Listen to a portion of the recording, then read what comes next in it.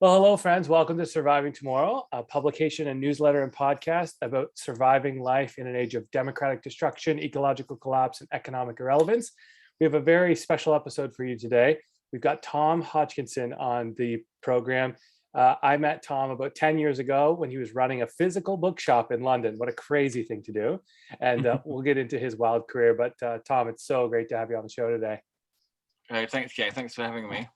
So, you've written nearly a dozen books that have been translated into all sorts of languages, and you've written hundreds of articles. You produce a magazine, you run a festival, you have an events business, and it's all under the brand name of The Idler. So for folks who haven't encountered The Idler yet, can you please explain a philosophy called The Idler that somehow allows you to produce so much wonderful work? Well, the original motivation actually does come from my own natural laziness. So in my early 20s, when everyone's supposed to be working hard, getting up early, getting their first jobs and this sort of thing, I just found it really hard to get motivated. I'd really enjoyed school and I'd really enjoyed university. I think actually for a lot of people, school and university are quite fun because you actually have a lot of free time to pursue your own voluntary projects. When you look back, you think, yeah, I mean, I did all sorts of things when I was at school and when I was at college, which I just did for their own sake. I just did because I enjoyed them. In my case, that would have been running magazines, playing in bands, all kinds of sort of creative projects that we just sort of naturally did. And I used to love working with one person or working in a group. And that life seemed to have just kind of vanished, with my first job and all that lovely free time and all that lovely creativity. I'm a journalist. And so I started dreaming about starting my own magazine, which would really look into these things and wonder whether, there's life outside of the conventional world of work, the conventional job. Can I live by my wits? So to answer the question, and that's when we started a magazine called The Idler. So right from the beginning, it wasn't just about being lazy, although I think, idleness is a really important part of life. It's when you have ideas, it's when, so many problems are caused by overwork, whether it's environmental degradation. The World Health Organization said that in 2016, and this is true for every year, over 1.8 million people each year are killed by their jobs. Jeez. Now that's not a sort of conspiracy. That's not an idle conspiracy or anything like that. That's Tedros, the head of the World Health Organization, saying that 1.8 million people also died in 1 year officially of COVID. So, it's a big problem, and that's the extreme end of it. But on a more everyday level, I think lots of people are made quite miserable by their jobs. They don't like them. They're just doing them for their money. So the whole point of the idler really was to say, on the one hand, embrace idleness. It's a good thing. It's not something that you should try and kick out of your life like Benjamin Franklin. Early to bed, early to rise. It's fantastic. It's great in itself. It might be more important than what you do to make money, what you do in your idle time. So we wanted to produce a magazine, and since there have been books and other things that just promote this simple idea: idleness is good. Be more idle. So, friends, if you want to start somewhere, one of Tom's early books was called what was The Idle Life? Was that the title? Yeah. Well, there's it sounds like I just repeated, which is kind of true. My first real proper book was called How to Be Idle. Yes. And subsequently, that I've done other kind of spin-offs. We did The Idler's Companion, the Book of Idle Pleasures. Most recently, I've written a short, handy, easily digestible book called An Idler's Manual. So I guess out of those, you're probably talking about How to Be Idle, which I wrote in around 2003. Yeah, so if you're listening to this and you haven't discovered Tom's work yet, start with How to Be Idle and go from there. That's a good primer. How to Be Free is also great. To your point, Tom, there's this great quote by Andy Crouch. He says, "Those who don't take time for contemplation will eventually it'll lead to exploitation." And it's so true. Like if we're just burning it at both ends. I just think of my wife started a charity, And it happened because we had this riverside casita in Costa Rica for a month with no internet, no TV, no phones. And she paced back and forth like a caged lion for a week, and then eventually zenned out. And that's how her charity started. You know, these things come when we're not thinking about 1,000 different things at the same time. Exactly right. Yeah, you need that time, and you need you do. People say, well, I don't need help to be idle, but I mean, actually, people do need help to be idle because we've been trained for so long to work hard, to strive. You know, Maynard Keynes, who was the great Keynesian inventor of Keynesian economics, you know, in the 1930s, and he was saying then, men, by actually men, you know, men and women have been trained too long to strive and not to enjoy. Yeah. So people like him and Bertrand Russell, they were saying in the 1930s, and these were the sort of cleverest guys around at the time. They were saying, you know, what is civilization? What is progress? What does progress mean? Well, civilization and progress should mean a gradual increasing of leisure for people, an increasing of the quality of life. I don't just mean, you know, more money, and a sort of decreasing of the average working week. I'm not saying, I can hear people thinking, well, you know, I want to work hard.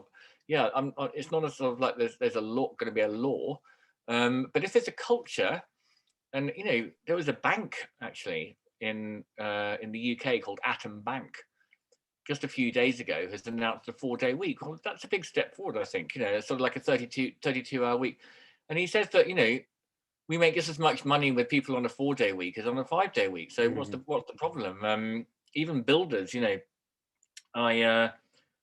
because people often say, well, it's okay for, you know, the posh jobs, so to speak, the office jobs, you know, white collar. What about the guys who have to pick up the rubbish, you know, and retail, nurses? You know, obviously there are lots of jobs you can't do from home. You can't be a lorry driver from home. What about those people? Same thing, shorter shifts, you know, 6-hour shift. I mean, this builder I met, he's a contractor, so he has a number of people under him. He said they introduced a 6-hour day. Wow. And when you're working physical jobs, 6 hours is probably about as much as your body can handle. That's exactly what he said. So he said, you know, you can't really, you know, it might look like your builder's doing a longer day, but they're not really. They're probably doing about 6 hours. That's pretty much the maximum, actually, that kind of physical work. And what happened to him? More efficiency, more productivity, no one calling in sick, no one trying to take the day off because they're ill or tired, you know. So that will be, I suppose, a sort of 30-hour week, something like that. Same amount of work's getting done, more work's getting done, everyone's happier, more money's made. So and even though that's not the goal is human well-being, there are these other economic benefits as well. There are other economic benefits, absolutely. And no, to me, that's not the goal, because the goal is, it's like, you know, it goes back to actually the ancient Greek philosophers.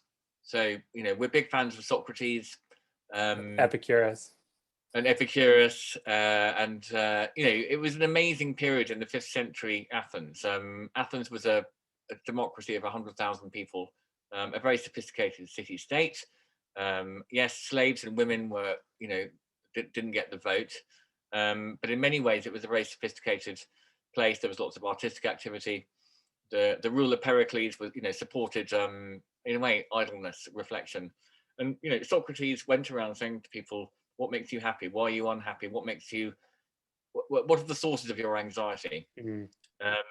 And you know, philosophy was the answer. It was to give yourself some time out, to study the art of living, to kind of try and find out what wisdom means, and you know, think about the best way of governing a state, and all these sorts of ideas. Think about yourself. Who am I? Kind of like it's kind of like a self-help program, actually. That's what philosophy was originally. And there was also a sort of spiritual element to it. And I think we've lost that, and that's what we need to bring back. That's what the idol is all about. And a little pot of cheese, as Epicurus said. Friends, good work, right. Well, and a little pot of cheese. Yeah, because Epicurus, I think, is probably the best idol of philosopher. You know, the Epicureans weren't addicted to luxury or anything like that. They were accused of that kind of thing. It was a movement that lasted for several hundred years, actually. You know, it wasn't just like one guy and a few like weirdos in ancient Athens. It started like that. It was called the Garden. It was like a kind of hippie commune. the idea was you could live there and live simply, share the work, and that meant you didn't have to work hard in the sort of conventional society. So just like a hippie commune where you might sort of you grow vegetables together, you grow, you produce a lot of your own food and so on. Virgil lived on one in the Roman period. He lived on an Epicurean. It was such a trendy thing.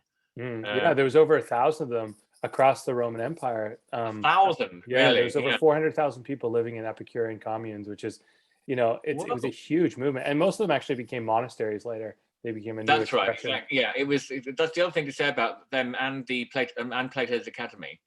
They sort of turned into they were like proto monasteries.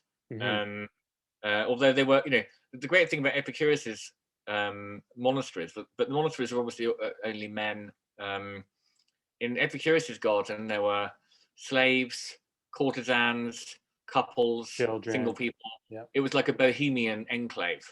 Yeah. It didn't matter about your background. Anyone could come and live there, which made it's a lovely sort of democratic idea. And yeah, I didn't realize there was quite so many. But yeah, Virgil, the Romans, it was quite trendy for. It's a bit like today a billionaire might spend a lot of money going on a kind of White Lotus retreat or something like that. And it was a bit similar for the rich Romans. They had their Epicurean villas in the countryside where they would retreat and just kind of lie around with books and talking about philosophy. Yeah, they could afford it, but but there was also the option to go and live in one of these sort of Epicurean communes. And the other thing about it, I think, is quite appealing to modern people, was that they were very, very sort of anti-superstition and very kind of rational. I mean, they believed in the existence of atoms and almost that the world was sort of sort of random collection of atoms, and we just better enjoy it. There's no afterlife, they said. There's nothing happens to you after death. You just sort of crumble back into the void. They did believe in. They weren't completely atheist. Some people think they were kind of atheist. Karl Marx wrote about in praise of the Epicureans and their predecessor Democritus, who invented the idea of atoms supposedly. And he liked their sort of almost atheism, but they weren't actually atheists. They believed in these sort of lounging, lazy beings, the gods who did absolutely nothing. So idlers, spiritual idlers. They were total idlers, and that we should aspire to be like them. So far from being very, very busy and very rich being the highest form of human activity, for the Epicureans, like perfect idleness, doing nothing all day. You see this. There are little elements of it when you start looking for it. Indian sadhus. Okay, so the Kumbh Mela festival, which I haven't been to, but I've seen documentaries about, which is this massive, bathing festival for 30 or 40 million people. It's really huge, and it's for these like really crazy holy men. And in India, that they're quite sort of theatrical. And they hang upside down from trees. They sit in sort of a sort of pile of burning dung. It's the idea of the bed of nails, same kind of thing. They sort of show off the sort of theatrical sort of showman. But one of the things that they do a lot of is absolutely nothing. And they sort of the longer you can just sit there cross-legged by the fire meditating. And in many cases, smoking weed, doing nothing, the better. And the higher up ones, they don't even drink very much water because that would make them want to go to the loo, so they'd have to stop doing nothing.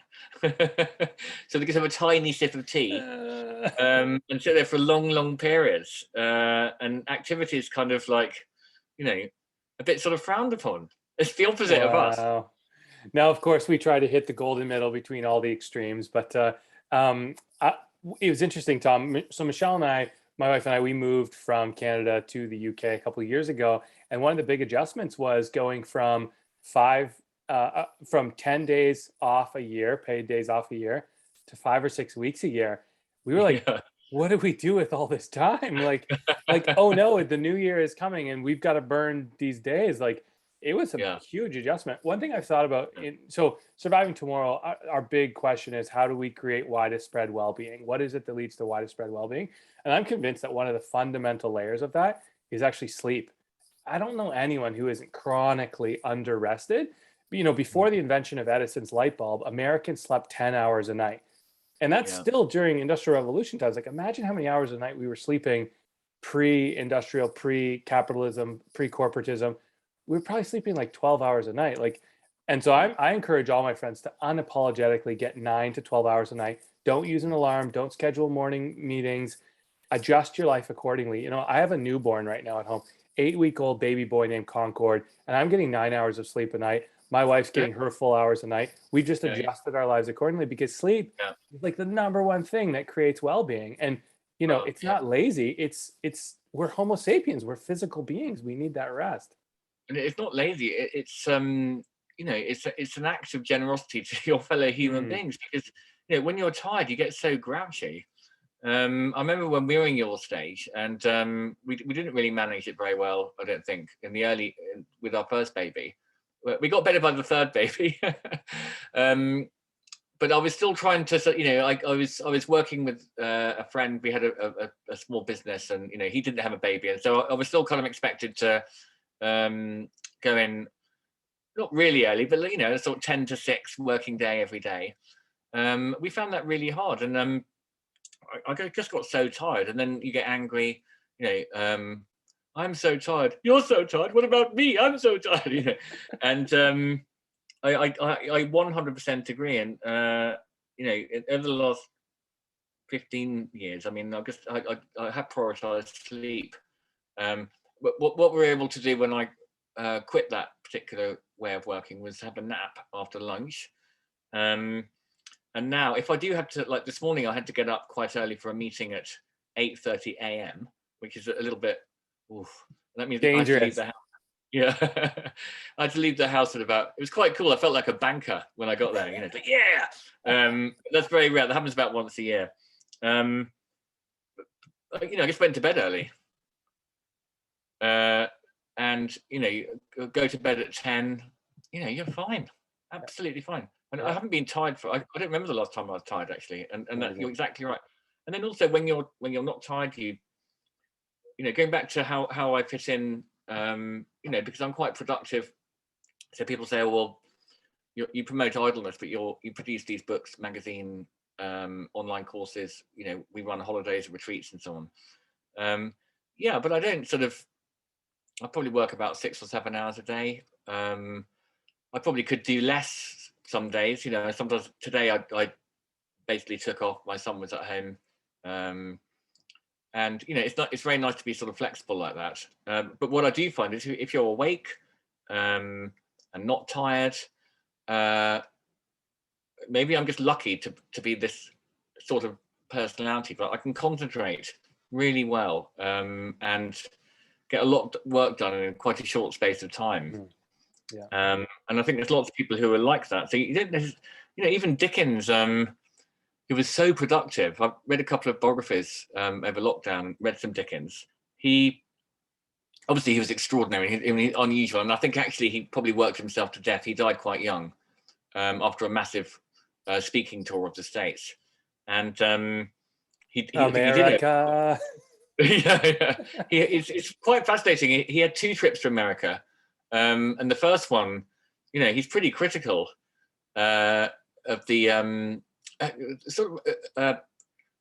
we would call it sort of white male aggression, that he sees there. But he finds it much better when he goes back 20 years later. And obviously he's got so many fans there.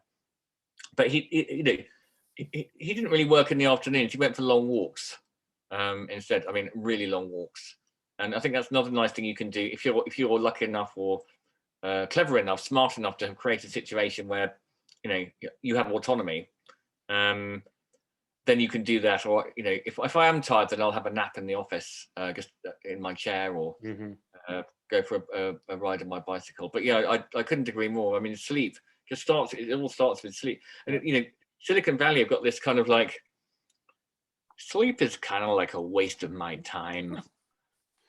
Like, I'm so clever and so important. Like, it's if I fall asleep, that's like depriving the world of like 8 hours of my work. You know, it's so and Puritans as well, I think, were quite. You mentioned Edison; he was pretty anti-sleep. There's a kind of anti-sleep movement, which is frightening. Yeah. So, Tom, we are 23 minutes into this interview, and we are on question one still. We have 10 Okay, questions. sorry, I'll try not to ramble so much. So we will between the two of us endeavor to keep it to around 5 minutes a question. So, Okay. I've read every book you've ever published, and I've purchased every book you published, with one exception: Ukulele for Beginners. I'm not musical in any way, shape, or form, I will admit. But one book that I read 10 years ago was The Idle Parent. And when Michelle told me, she, on my birthday, told me that she was pregnant, I immediately purchased a second copy of Idle Parent and read it again. Wonderful book, just as good the second time around. Especially, you know, it was now impending that this was going to be happening, and I absolutely loved it. But I had a question for you about idle parenting. Parents, if you're listening, read this book. At the very least, you'll laugh. It'll probably make your life significantly better as a parent. But I'm curious, Tom, how have your kids turned out so far? Yeah, well, exactly. I remember giving talks about the book when it was published, and you can see on the cover my kids were quite small They're around the little, time. yeah. Yeah, and now Arthur, he just wandered in, actually, is 21. My daughter Delilah is 19, and Henry is 16. He'll probably wander in a moment. But I remember saying at the time, like, giving talks, and this, you know, I said, well, you know, how do we know this works? You'll have to actually sort of meet them, and they'll have to undergo a kind of psychological examination. Yeah. And it's you know, it's not a manual to produce perfect children by any means. It was really supposed to be sort of, you know, how to make family life fun, less stressful, less work. And the argument really was, the fundamental argument was, you know, we do too much for our children. We mollycoddle them. You know, people say wrap them in cotton wool. And that takes away from their own self-reliance, their own agency.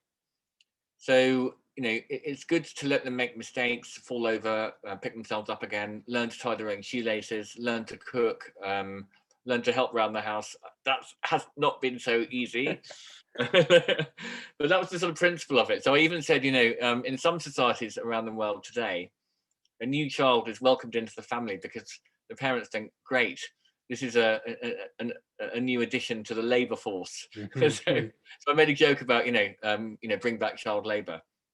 And so that was the principle of it. And, you know, I think they've turned out pretty good. You know, one of them's doing is at university in London, in his third year. Our daughter's in Bristol, which is, you know, 200 miles outside London, or sorry, 100 miles outside London, and she's at university doing anthropology. We all get on well, and the other nice thing is that they all get on with each other. And I sort of tried to, you know, I mean, we've had all sorts of terrible problems, you know, awful arguments. We had terrible rows under lockdown. But I think, you know, overall they've turned out. They're how can I put it? They're not scared of life, you know. They're throwing themselves into life, and doing what they want to do. And they're all very, very different personalities. They have their own different issues and problems. And But you and your partner made it through it with enjoyment. It wasn't hell for you. More or less. Yeah. Yeah. No, it's hard, isn't it? I mean, it's hard having small children. I'm not saying it's going to be easy. But the idle parent does it, you know. I wrote it with the aim was, and I said at the time, it's my you know, my toughest challenge yet. It's all very well being idle when you're a teenager or when you're, you know, in your 60s. Yeah, exactly. Yeah. But or in your 20s before you've had children, you know, and I look back and think, my God, we really, I mean, as a student, I just spent all afternoon doing absolutely nothing, just sitting in a cafe reading the music newspapers or whatever. And then suddenly you're thrown into this world of absolute non-stop business, endless laundry, feeding, sleeping, you know, and it's really sort of all encompassing. So I wanted to sort of try and say, look, parents, you know, give yourself a break. Mm. And explore ways of doing less. That could Yeah. actually be good for kids. My best friend Richard Saunders, he one day when his eldest Charlotte was 2 or 3, he took their giant TV off the wall, and she was like, "What are you doing?" And he said, "I'm just gonna take it to Grandma and Grandpa's house." She was like, "Okay." And for the next couple days, Daddy, where's the TV? Daddy, where's the TV? And then she stopped asking. They have, I think, 6 kids now, and they are the most creative kids in the world. They don't need a Really, TV to be incredibly yeah. creative, self-generating, self-motivating, home-educated, just like brilliant little kids. And and that was the first kind of move towards that, was just getting rid of the entertainment input. Yeah, the only problem with that I found is that it's a bit like that film about the dad who brings his kids up in the woods. Captain, Fantastic, yeah. Fantastic. Yeah. So I They're did not actually that crazy. That's not that bad. But I felt a little when I watched that. I was like, because we brought the telly back in, the television when my eldest was 11, and we got in the car and we drove to the shopping centre, came back with a coloured TV, and he said that was the best day of my life. So question number 3, Tom, is looking towards the future. What 3 subjects do you think should be dropped from state schools? And more importantly, what 3 subjects do you think should be added to state schools? I mean, I'm not sure if I would say, it'd be difficult to sort of recommend dropping them, wouldn't it? Because I mean, it's good to have a sort of wide range of subjects. But I mean, what's obviously missing, I think, is philosophy. A lot of places do philosophy. And I think, I mentioned Socrates. I think this stuff should be taught as a sort of a basic. It's part of Western culture and society. To take an interest in. It's not difficult to learn, but it's fun. I mean, a lot of the ancient Greek philosophers were crazy punks, spitting at rich people, sleeping in barrels. They were like, sort of performance artists or something. So it's a really fun. There's a lot of fun anecdotes from that period, and I think it's very enjoyable to learn about it. So when I say philosophy, it doesn't mean kind of how many angels can fit on the head of a pin sort of thing. But real philosophy. Where does the word come from? What does philosophy mean? It means the love of wisdom. There's really basic stuff like that. I think would be lovely to teach in schools. I think also, the creative stuff. But I think I'm sort of personally, I'm quite traditional in education, really. I mean, I think I like looking back at the old ways. The ancient Roman and then the medieval system was grammar, logic, and rhetoric. I think they would be very good subjects to bring back. Especially logic. Especially logic. It's like, and we kind of do rhetoric. I mean, you could say, PowerPoint presentation is a kind of a rhetoric. It's how you present your idea, how you get your ideas across. But grammar and logic, the sort of building blocks of thought. And then I think astronomy should be on the agenda as well. Probably more music for people. Music not just as a sort of an option, but it's difficult because it's sometimes it's not always like what's taught. It's like how it's taught. So one teacher could make geography absolutely compelling and like magical, and another might not. But and again, it's quite hard to. It's a bit of a tall order for all teachers to be sort of some kind of amazing Robin Williams inspiration. It's kind of impossible. I tried teaching ukulele at our primary school. I mean, it's hard. It's really hard being a teacher. My sister is a teacher, and I think the fundamental thing for teaching children, number 1, is a love of children, and then number 2 is the actual ability to teach. I think the only way that we're ever going to... I had neither of those, so I wasn't a very good teacher. I think we're going... It was all about me. I wanted them to listen to my ukulele playing. Yes. You needed to have a concert, not a teaching session. Yeah. I think the only way that we're ever going to fix teaching is to do what Jack Welch brutally did with General Electric, which was fire the bottom 10% of performing employees every year. If we just fired the bottom 10% of teachers every year, we'd upgrade so quickly. That's pretty brutal, though, isn't it? Yes, that's like neoliberal logic applied to teaching. Yeah. But I think the system inevitably does carry some, sort of fairly mediocre people. Yeah. I So had I a, think, I had a parenting teacher who taught my parenting course, and she didn't have kids. I thought that was a very strange decision. Like surely you could get a parent to teach parenting, like well, maybe she's in a better position to see all the errors that people make. objectively, yeah.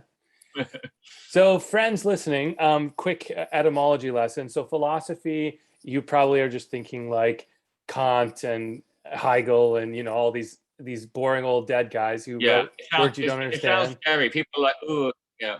Yeah, but philosophy is from two root words, philosophia, love of wisdom. Wisdom is knowledge applied. Philosophy is essentially just how to live well.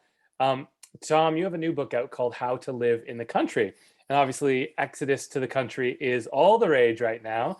Clarkson's Farm is #1 on Amazon Prime in the UK. We've just had COP26, and there's all this kind of back to the land countryside movement. This is something that you've been preaching for decades. This is something that Michelle and I, we abandoned being cityites as quickly as possible. We live in a tiny village and have a milkman. Like we've been doing this for a while. Can you just walk us through your book season by season? It's such a beautiful book, folks. Please get it. It's called How to Live in the Country. Can you just kind of walk us through that in 4 minutes? Yeah, I can. I'm not sure if I got a copy actually at hand, but I can probably do it pretty well from memory. So, but the background of it is that in 2003, my partner and I moved with our 2 small children to a very remote farmhouse in North Devon. It was very romantic and picturesque. It was not modernized. It had no central heating. It was not exactly kind of beautiful. It was lovely from the outside, but it was fairly dilapidated. It had swirly carpets, wood chip on the wall, an old Rayburn. I mean, I loved it. To me, it was like, oh, this is somewhere like, George Orwell probably lived somewhere like this. And eventually we got chickens. We had 1 year keeping pigs. We got bees, grew vegetables, everything. We had ferrets. I had a gun. I killed rats with an air rifle. We stored wood. I chopped logs every day. We lit a fire. It was all that kind of stuff. Yeah, I know what you're thinking. It was quite hard work, and actually quite hard with having 3 small children. But I was only doing about 4 hours work a day, so I was writing each morning till 9 to 1, and then that was it. So this book is about those 12 years that we spent in the countryside. We actually moved back. We're now back in London. We found that when the kids got older, and we were looking, the place we were living was very, very, very remote. And you don't sort of think through it when you first move there, because it's brilliant for little kids. But 14-year-old, 16-year-old, 18-year-old, that's not going to be so good, because I'm going to be in the car all the time. And I'm not going to be able to drink beer in the evening. So that was the main motivation for getting out of there. Because I was like, hang on, if I stay here, I'll just be driving. I'll have to sit here, not drinking on Friday nights, and then collect my children from the local town at 2 a.m. in the car and this sort of thing. Anyway, and so we thought that there were lots of other reasons. We started the business in London, the bookshop you mentioned. We wanted to get behind that. Yeah, a sort of a nice run of well-paid books was sort of coming to an end for me. So we had to look for other forms of income too. And, it just suited us actually to go back to the city. So some of my readers are like, but you told us to go to the countryside. No, we were there for 12 years. It was great, and we might go back. But at the moment, it happens to suit us better being in the city. And it's been great. It's actually made life simpler and easier. And it's certainly, the kids have certainly liked it. So what I did with the book, though, was people on Amazon are saying they should have done their research before writing this book. So the whole point was, it's called How to Live in the Country, a month-by-month guide. And there's 1 chapter per month, January, February, March. And it's like, I always love those bits in the newspaper, what to do in the garden this month, what to plant, what to sow. But no, I'm certainly not an expert, and I don't claim to be. But I threw myself into these things as a sort of enthusiastic amateur. So the idea is each chapter, chapter 1 is called Chop Wood. So it's all about wood, storing wood, different kinds of wood, oak, beech, whatever. Problems with log merchants, where you store the wood, stacking, fires, how to look after the wood burning stove, different kind of axes, but also about staying in, because January is the cold month. It's traditionally when farmers would stay in. And then I bring in farming advice, smallholding advice, going right back to the ancients. So people think this is really eccentric. So I translated it, but I've got advice in Latin from the farming advice of someone like Columella, who was there have always been loads of books about farming. It's such a difficult subject. But I think that's why Clarkson's Farm is so popular, because people find it so fascinating. Actually, it's about how we make our food. So the Romans, had all these books about how to look after your olives, your vines, how to look after bees. It carries on into the medieval period, when you plough the soil, how you sow the seeds, how much water. It's a very, very, very complicated job. How you look after the cows and the sheep and the pigs and so on. And these books go right through. So what I did was pick out probably the 10 classics of all time of what you might call didactic farming literature, and quote little bits from them. So whether that's John Seymour, who was the great 1970s, I talk about William Cobbett, who's a great 1820s. I mean, a really fascinating guy, because he was a political campaigner, but he was also teaching people how to bake bread, look after cows, because people were actually losing those skills in the 1820s because of industrialization. How to keep bees. They have these kind of freakers called ice houses. It's a really fascinating book, and he got it off someone else. So I compiled all these different bits of advice from different people, and then mixed that up with hopefully amusing anecdotes about our own disasters, because things go wrong. Of course they go wrong. They go wrong for everybody. But that has led to a certain amount of teasing from my friends along the lines of, Tom's written another guidebook about something that he not only knows very little about, but is actually very crap at. Well, folks, the book is called How to Live in the Country. If you've recently moved out of a city because of COVID and you're re-engineering your life with family, it's highly recommended. If you don't like Tom's advice, at least you can listen to Cicero's advice or other people's advice that's studied throughout the book. So, Tom, I feel like we need, here in the UK, we need like a Homestead Act. There's millions of fields in Britain, and I think that they should just give blanket planning permission to build one eco small holding on every single, the thing that makes Britain is not the megacities, it's the countryside. It's this patchwork of fields and thatch roofs and smoke coming out chimneys. And the only thing that can make Britain more beautiful would be some sort of Homestead Act. Affordable housing is a huge crisis in this country. We just need to have people more connected to the soil living in the country.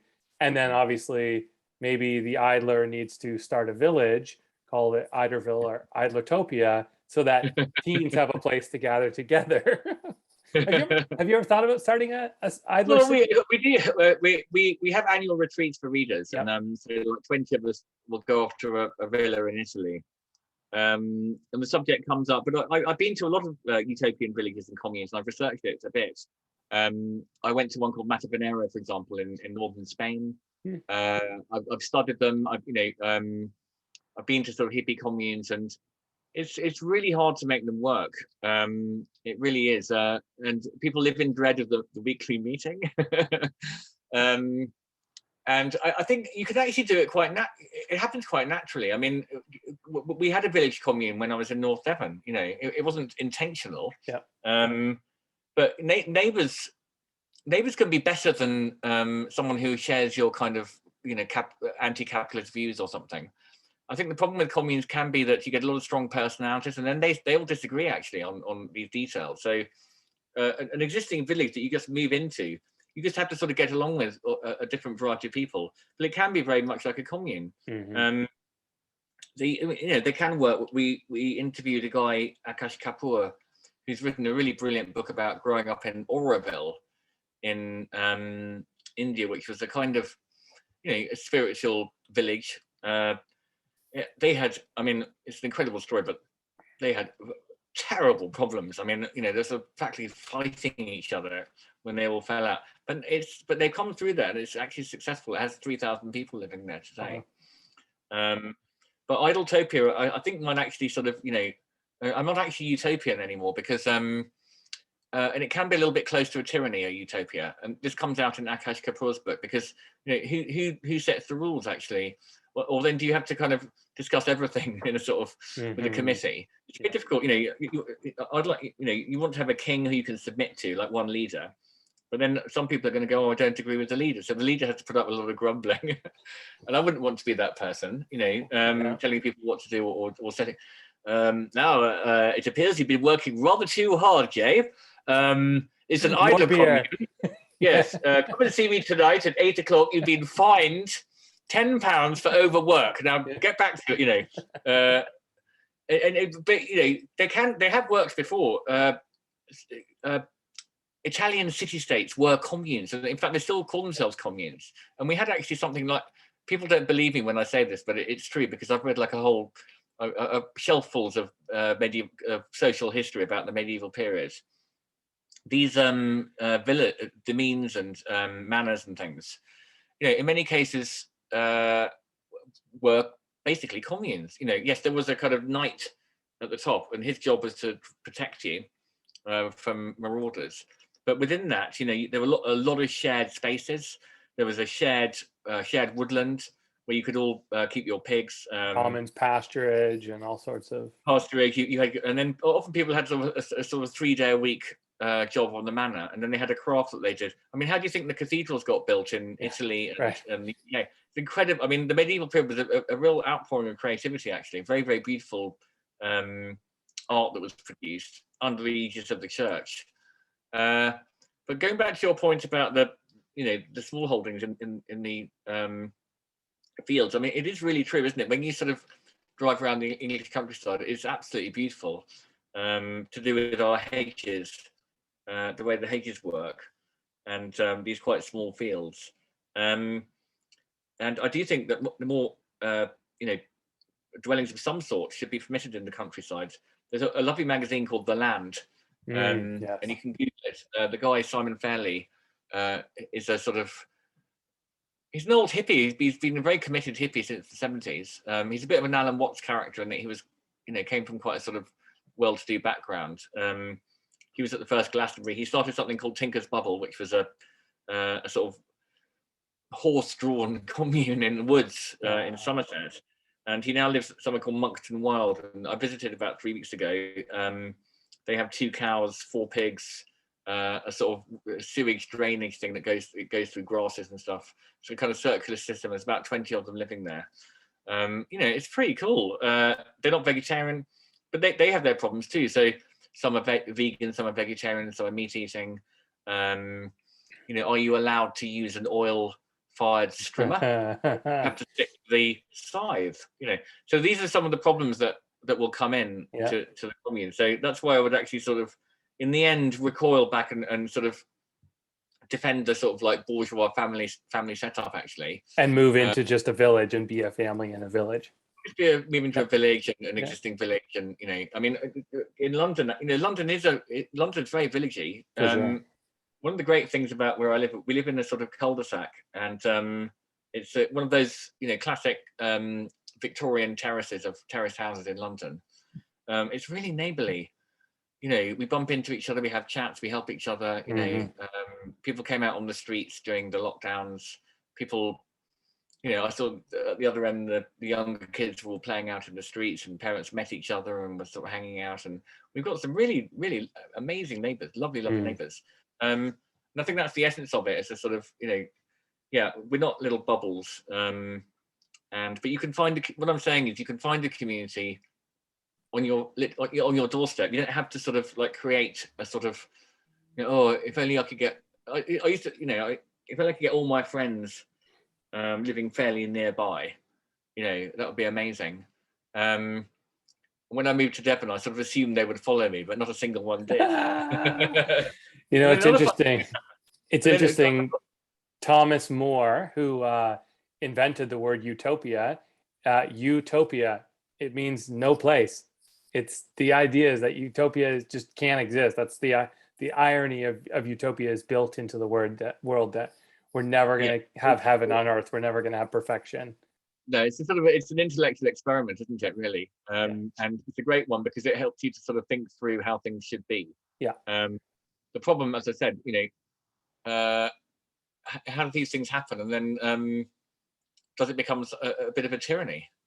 I think that they do work if everyone's like, let's say, Amish, or Yes. Yeah. monasteries. If they have a faith structure, for sure. I've been to Yeah. a lot of monasteries that are so united. One of them is a village in France called Taizé that tens of thousands of young people visit every year. And I asked one of the monks, I said, "How do you guys get along?" He said, "Well, we've committed for our entire lives, so we have our entire lives to figure it out." I was like, "Okay." Yeah. If you're exchanging rings and vows, then sure. The kibbutz movement as well in Israel. Totally. I mean, I'm not sure if that's as strong as it was, but that was a very, very successful idea.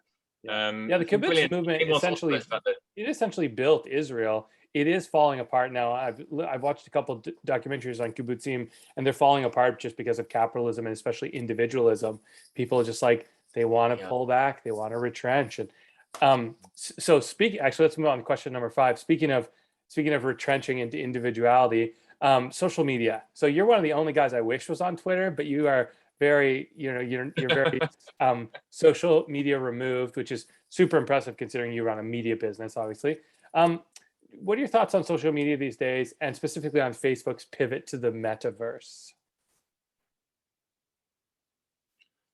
My guru in these things is Jaron Lanier, who some of your listeners might have come across. I think he's one of the most brilliant intellects in the world, actually. He was involved in virtual reality in the 80s and 90s. He works at Microsoft. He's a very brilliant computer engineer.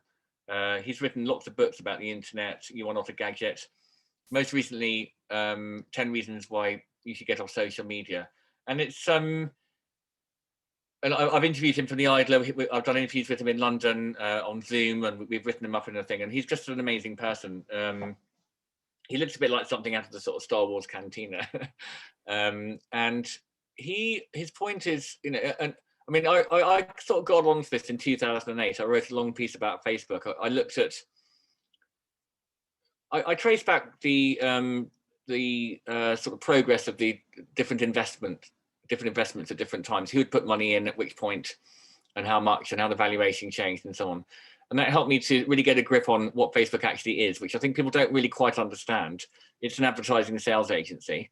There used to be a lot about advertising in a lot of magazines and newspapers, and they were spread all over the world. Facebook kind of took it. That's why everyone invested in it, because they realized that they could turn it, they could create this incredible global monopoly. Not quite a monopoly, because there's Google. Google is also an advertising sales agency. Who pretend to know everything. Mm-hmm. They pretend to know everything, but they don't know anything at all. It's just a means of, it's kind of a parasitical business, because they say, "Oh, well, Google it." That's not the right word, and it's amazing. Lucky Google, but it's not the right word, because you should say search it, because someone else has done all the work. Wikipedia, someone's done all the work on. A lot of the time, you're searching Wikipedia, or I don't know, we've got a piece top 5 dumb phones. Nobody at Google has done the work on testing all the top 5 dumb phones. Someone else has done that, journalists actually. But then Google gets the money from selling the advertising against the search. So to me, the whole thing is a twist, and I don't think people quite get it. What Jaron Lanier points out is that this is a kind of form of behaviorism. So we're like rats in a maze. So the rat's going along in the maze, and it's like, shall I go left or right? So he goes left and gets an electric shock. He goes right and is given some sort of reward. So I'll go right, and then the next time he goes, I'll go right. You get these rewards, and he talks about it on The Social Network, the film. And so he's against it, and also he says you can have a perfectly good public life without being on social media. I mean, I should say, we do some social media, because there's an @idler Twitter, there's an @idler Facebook, there's an @idler, LinkedIn, and what's the other one? Instagram.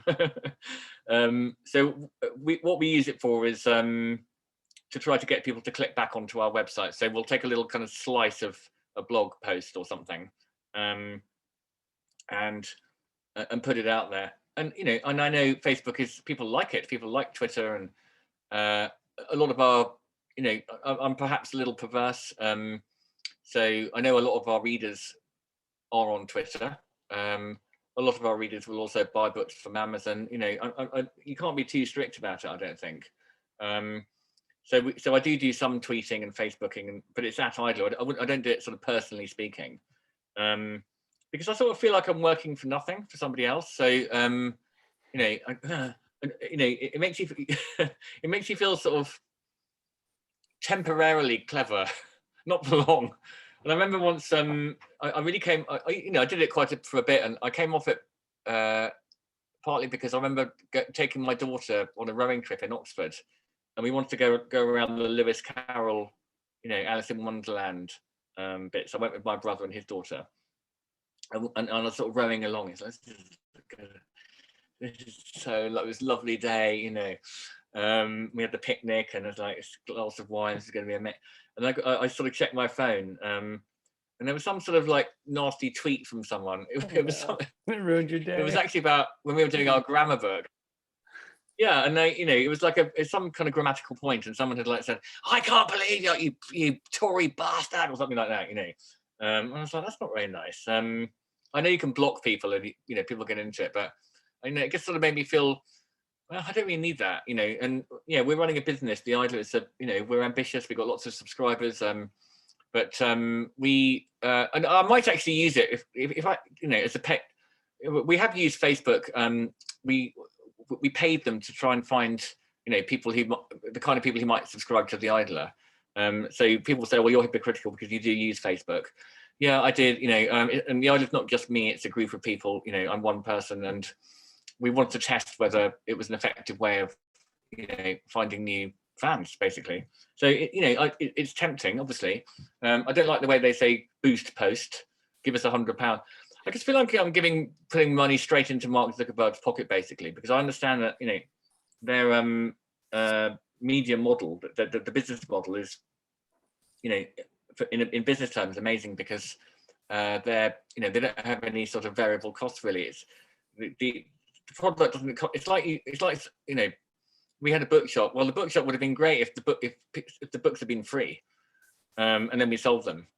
That's what Facebook has. It gets free work from everyone who goes on it, free information, free data. We all give it to them for free. They then analyze it, and they say to advertisers, we can find these, we've got billions of people, we can find, new customers for you. That's the basis of it. We've all gone along with it, we're all complicit, but, so that's why I would sort of object. And it's not that I object exactly to, I think, and then, so I'm just a bit suspicious of technology and its promises when it's kind of so capitalistic. But Zoom, I think, is just a lovely business.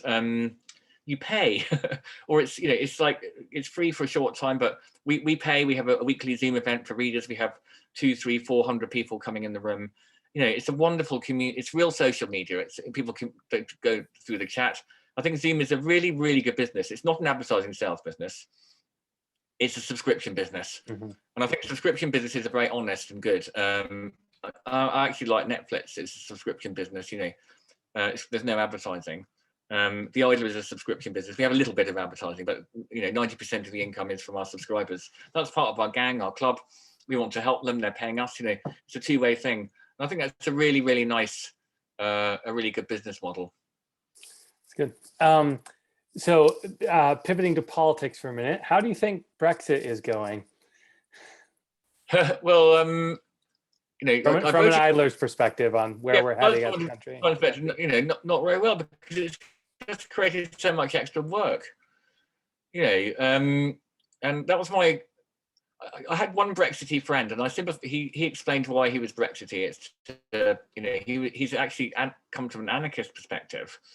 I don't want to be sort of controlled by the European Union, by this enormous sort of, self-serving agglomeration of people. It's a bit like, the Catholic Church and the Reformation.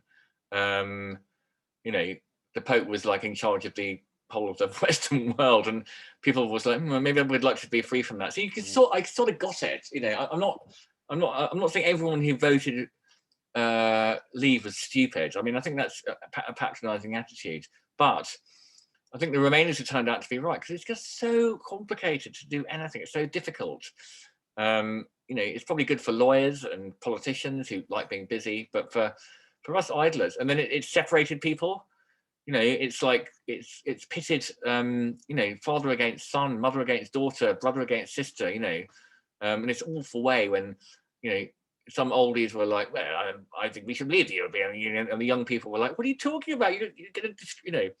So the amount of hassle it's caused, it would have been better to stay in the European Union and reform it from within, and campaign from within, and improve things from within. Yeah. And and it's embarrassing. Idlers, we're cosmopolitans. It's like Socrates said, "I'm a cosmopolitan," and Diogenes of Sinope, he lived in a barrel. I'm a citizen of the world. I don't like nationalism, jingoism, war. And so being in the EU did make you feel sort of quite sophisticated. Like, yes, I'm going to go. I'm going to get on the train and go to Paris, and it's easy, and I can go to Italy. You still can, but it's made difficult. And I guess I feel now as an English person, I'm quite embarrassed at the passport, barrier going into Italy or something. I feel like I want to say, I didn't vote for it. So obviously, as an idler, you would never run for political office. That would be a terrible thing to give yourself 100,000 bosses. But in a hypothetical situation, what would be the Idler Party platform? What would be the big planks in your platform? Big planks in the platform would be, a 4-day working week, extension of holidays, what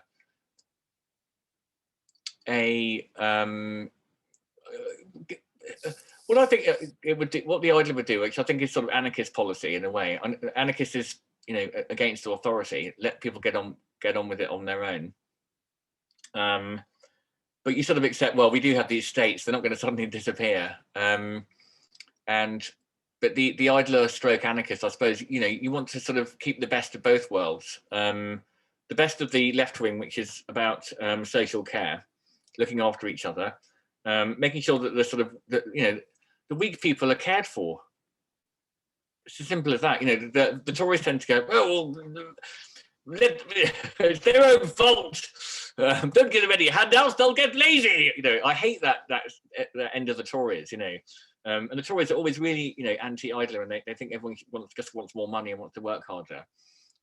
So I'm very anti-Tory, but I'm very anti-Labour as well, because they either they're like Tony Blair and they're basically neoliberal Thatcherites in disguise, or they're like Corbyn and they're sort of, what is this? Some sort of Trotskyite state, sort of Leninist, Politburo or something like that. So the idea would be anti-communist as well. So it leaves you in quite a difficult position politically. So what you're saying is it leaves you in Kropotkinism, that little stretch. Yeah. So RNLI is like your like ideal institution.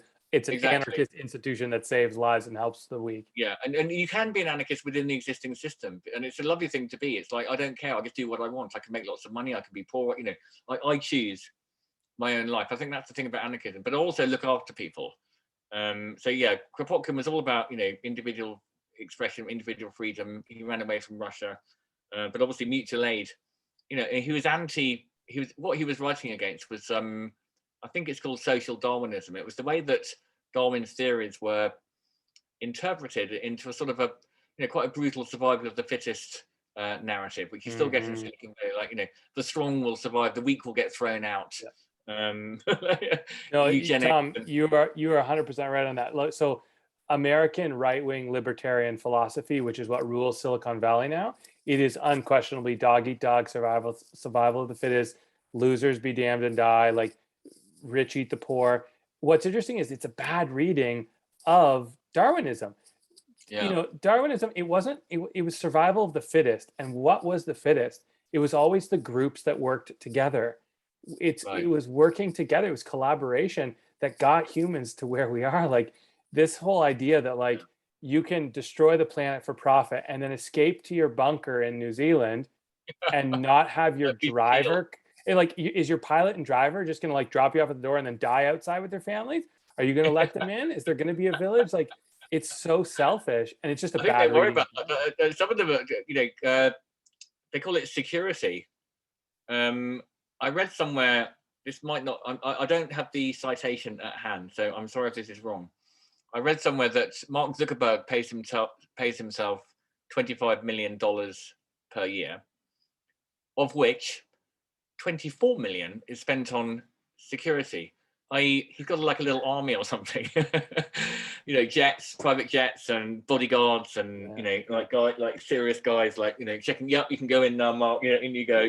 Probably someone armed in case he gets assassinated, or like, So, and I think some of them go into this sort of paranoid state where they think people are going to kind of revolt against them, and like shoot them in the street or something. And so they build up basically an army.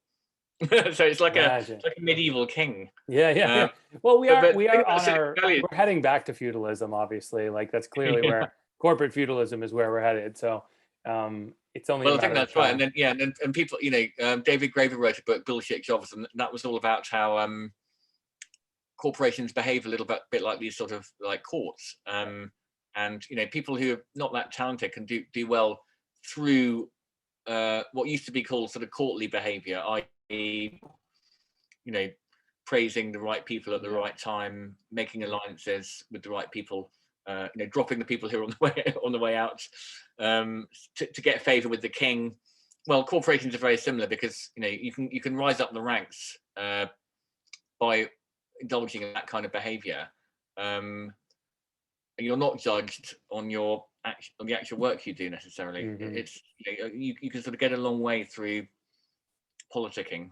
When I had a good job at the Guardian newspaper, I was like, I just enjoyed the work. And then after being there for 2 or 3 years, I sort of realized if you wanted to stay there, you would have to kind of get the hang of this sort of politics, office politics stuff. Not interested. So now imagine working for the Telegraph. Well, what's happened to the Telegraph? Well, no, it'd just be so much harder with more established papers, right? With ones that aren't trying to be slightly progressive. Yeah, absolutely. And although I did work at the Telegraph for a bit actually, and it's actually quite a nice place to work. My brother's now on the Times, and well, he's a freelance, but he enjoys that. He gets respect there. It's good. So last question. So businesses seem to be treating humans more like robots as they slowly replace humans with robots. What can we do to fix money and work in this coming age? Big question, but one thing, Jay, can I say is, we haven't talked about what's called the big quit, the great resignation. Yeah. Let's go there. And I've been following these stories in the Financial Times, and it does seem to be a thing in the States, and to a lesser extent here. People looking for a better quality of life, or just better jobs. It's becoming an employer's market, actually. That's one theory. And I think that's good. And wages are actually going up. So, £10 an hour is, pretty much minimum wage in London, or more, I think, £11-12. There are some pretty well-paid starting jobs out there. So I think things are possibly changing for the better in the workplace. And also people have, because people don't want to go back commuting for, 10 hours a week, all the cost of that. And people are like, well, actually, it could be, I know it's been really hard for a lot of people, and a lot of people want to go back to the office. 10 hours on Zoom is a nightmare. Mm-hmm. But for a lot of people also, actually Zoom makes meetings more efficient. You have more time at home. People are realizing that, you can get a lot of, as I said at the beginning, actually, if you concentrate, you can get a lot of work done. Offices can be very inefficient ways of, a very inefficient place to work in. That's what I used to find in a big office. A lot of the time I wasn't really doing anything, but I couldn't leave. I had to be seen to be sitting there. And you can work very efficiently at home. So you could do a whole day's work in far less than the 8 or 9 hours that you would be expected to kind of, be present in the office. Mm-hmm. People have realized that, and they're like, I've got more time to cook, and I've got more time to, be with my family. I'm not spending so much because I'm not buying drinks after work, and I'm not spending so much money on us employees, we had to pay for our own travel, our own clothes, our own coffees at work, our own lunches. It's all down to the employee. So before COVID, we did courses, how to quit your job kind of thing, and because we get a lot of people who are sort of on the brink of they're quite fed up with their job, and we sort of go through and help them to sort of think through it. And one of the points I make is that your job is very expensive. Yes. You think oh well, I can't leave my job because I need the money. Yeah, but how much money would you save if you didn't have that job? Because work out the cost of the job, do a spreadsheet, write it out. Cost one, tax. Cost two, health, bad, health repercussions because I'm ill and stressed out. Cost three, alcohol, coffee, sandwiches, lunches, clothes, and travel. It's like that. Add it all up every year. That's a lot of money. So that's like X £1,000s per year that you don't need if you go freelance. So actually, I think in a lot of cases, on salaries in the sort of, it's very difficult to talk about numbers because someone will always, it's so relative. Yeah. But in a lot of cases, you could sort of, your income could be reduced by a third or even a half, and you would have a better quality of life and more money in the bank than the big salary. So I mean, there are people who go from 30 grand to 20 grand, or from 40 to 30, who found that they were happier and had more time and actually were saving more and were less in debt on 30, on the 30 freelance than the 40. That's the principle. Again, someone's going to say, I don't earn 40 grand, but so that's a good principle. So, and I think things are changing for the better. I kind of think and hope they are. At the same time, I think we need to kind of, I don't know, the gig economy was like terrible, I think, for idlers. It looks good because it's freelance, but it's not. It's like the worst of both worlds. It's a full-time job without any of the benefits of a full-time job. And yes, I know, I live in London. I'm so anti-Uber, but I do understand why people became Uber drivers, because it was definitely a step up from what they'd been doing before, which was a much more sort of lowly sort of job like cleaning, or because the first generation immigrants and migrants, obviously they're not going to be sort of popping into like top jobs. So a lot of people were working in sort of pretty dire situations. So and Uber, they employ the world's most brainy people. Obviously they're aware of this. So they go to a new city and they know that there's this pool of people. In London, it could be, the figures vary, but maybe like 20,000, who are sort of scraping around at the bottom. But these are very bright, intelligent, well-educated people, but they just happen to be at the bottom because they've only arrived in London recently. Perfect Uber drivers. And also they've got dignity and, driving your own car, being your own boss. Hello, sir, where can I take you? And being able to control your own time and having some autonomy. Yes, that's an attractive, and earning money, and earning probably more money than the previous job. That's an attractive idea. But after a while, it's like, actually, this isn't that good, because I mean, a lot of my money is going to a bank account in California. So, all these cab fares are being sucked out of London, all this money is sucked out of London and deposited into a sort of Silicon Valley bank account. I really don't like that. We got our own one now called Deliveroo, which is another sort of, it's a big capitalistic enterprise built on the shoulders of, poorly paid labor. And I wrote an article on Surviving Tomorrow a couple of months ago about Uber and how they spent over $200 million on a campaign to ensure that their employees don't have the rights of employees, that they don't get healthcare, paid time off, sick leave, all this stuff. Like, they're actively fighting their own people. I think it's just part of the predatory economy, right? We're entering this kind of phase of vampire corporations that, Airbnb and Uber. And Airbnb is another one. What's scary, and the other thing I think people completely forget, is the massive amounts of money that these companies spend on marketing.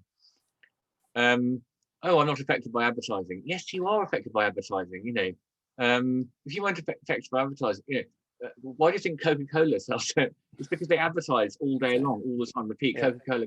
They didn't just advertise, like put out one advert in like 1890 when they started. It's a non-stop thing, and we're all affected by advertising. As I said, Google and Facebook are advertising companies, Yeah. and they exist to help. Like, we need to wrap up. Obviously, we are over time. I want to yeah, respect your sorry. time, but yeah, what are you dreaming and scheming about? What are you working on next, Tom? What can we look forward to you? Not to pressure you as an idler to hurry up and write more books, but what's next Yeah. for you? I've always got loads and loads of schemes on the go, and Yeah. many of them don't come to fruition. I mean, two examples recently. I got quite close to getting a book on meditation published, but then the publisher wanted me to do it, but then we did a proposal. I did a proposal again and again and again. Then they took it to a meeting, and everyone else said, "I don't think Tom knows what he's talking about." And the similar things happened. I wanted to write a book about music with a friend. He's a great conductor and brilliant communicator about music, very passionate. That looks like that project is collapsing too. But I've got loads of other things. I mean, I want to sort of write a bit more about Socrates, and I'm finding out about his life now. I've just ordered a load of, just to go a little bit deeper into 5th century Athenian life. So I'm reading some books about that. That might one day turn into a project which will doubtless never see the light of day. How to be Athenian, coming in 2024. How to be Athenian, and then I suppose the only other one is it's not really a project. It's a very, very distant dream, but I'm reading an author called Thomas Love Peacock, who I thoroughly recommend. He wrote in the 1820s. He's not very well known, but they're sort of satirical novels about philosophical types who argue philosophy, and the action always takes place in a kind of Downton Abbey type. The book's called like Nightmare Abbey, Crotchet Castle.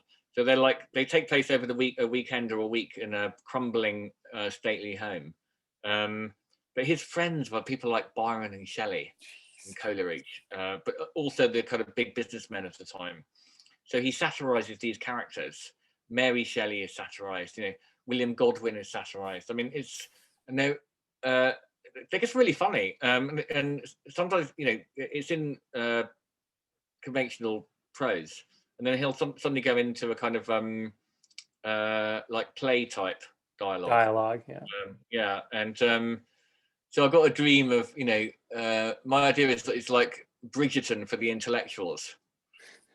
Coming to Netflix, Idler TV or something. Yeah. So that's my dream. It's like I'm not sure what we call it, but like a series of a series based on the sort of country houses of 1820, like Regency period, King George IV. That's pre-Victorian, with all these romantic poets flouncing in and out, and sort of slightly farcical. But with a little serious thing, because this first one I've read, there's a philosophical argument. On the one hand, the romantic poets say, all like, "Oh, I'm so miserable, I'm so depressed," and the other guy's saying, cheerfulness is the point of life. Socrates was cheerful. We need to be cheerful. So there is a kind of quite an easy to grasp kind of debate going on as well. Cool. Well, hey, everyone listening, check out Tom's books. His newest one is How to Live in the Country. He's also written How to Be Idle, How to Be Free, The Idle Parent. And An Idler's Manual. And the new one, The Idler's Manual, as well as... Yeah, are you doing live courses again now, Tom? You guys doing live? We are going to start looking at it next year. I mean, we want to start doing walks again, certainly. And I think walking is just such an enjoyable thing to do in a group, particularly if you've got someone who's kind of pointing stuff out. Yes. So we really, and you don't have to hire a venue. It's great. It's like free. So we're looking at walks. We're looking at a festival next summer. We're not sure of the venue yet, and also various retreats, certainly in Italy and also beyond. So yeah, the live stuff is starting to come back. It's a lot of work, and so we don't want to. In the past, we've spent a lot of time doing live events that haven't really worked, from a business point of view.